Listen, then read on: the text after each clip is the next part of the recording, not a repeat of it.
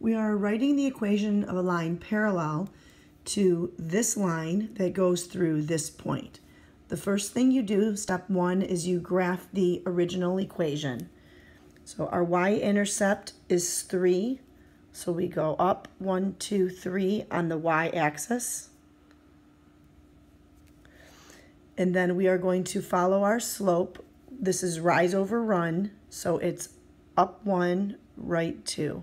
Up 1, right 2.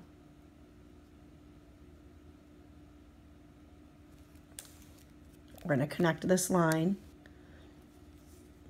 The purpose of this is so that we can see the original line and the new line that we create. We want to see that they are actually parallel.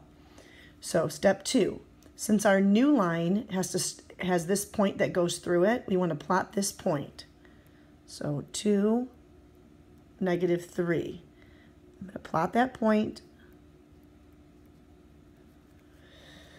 Now we're going to use the parallel slope, m equals 1/2. We want it to be the exact same slope, since parallel lines have the same slopes. So up 1, right 2, up 1, right 2, up 1, right 2. I'm actually going to go the other direction, down 1, just so I can have a nice straight line. I'm going to connect these points. You can see that my lines are parallel. Now the final answer that we're going to be creating, we're going to use the new y-intercept and the same slope. So my new y-intercept is -1, 2, 3, 4, -4. And I'm going to use the same slope, which would be my exact same. So the beginning of the problem is the exact same, but my y-intercept is changing. So y equals 1/2 x, and then from here, -4. This is the correct answer for the equation of this line that is parallel to our original line.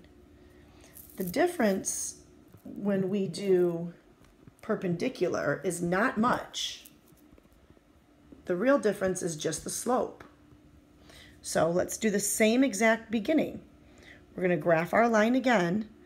So we start with our y-intercept at 1, 2, 3.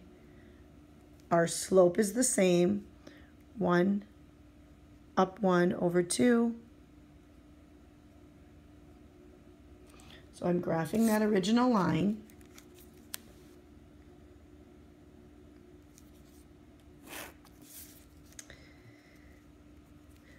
We are going to graph the equation of a line perpendicular to this. So it's still going through that same point. So I'm going to plot the point, 2, -3.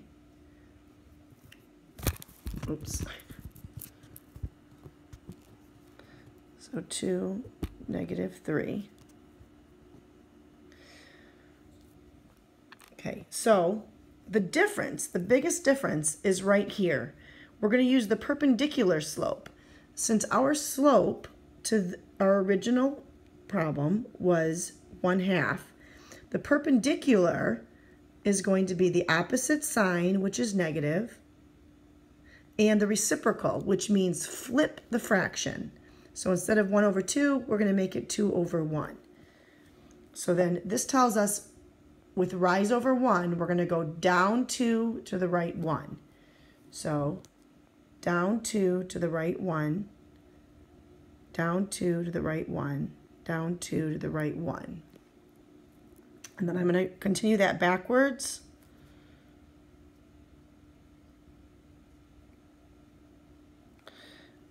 And my whole goal was to have it hit the y-intercept so I could find that, so I could find it. So that's why I chose to go backwards. I didn't do a great job, but it lands right there at a +1.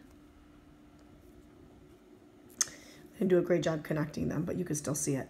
So now when I write the equation, here's the big change. When I write the equation, I have to use my perpendicular slope. So negative 2 over 1 we know is just negative 2. So this is my perpendicular slope. So I can't write the same 1/2 anymore. I have to write the perpendicular. So y equals negative 2x, or, okay, and then plus 1. And again, some of you might see it better as negative 2 over 1, which is fine, but then we have to get comfortable with understanding that that reduces and creates that whole number there. So this would be our answer. I hope this helps.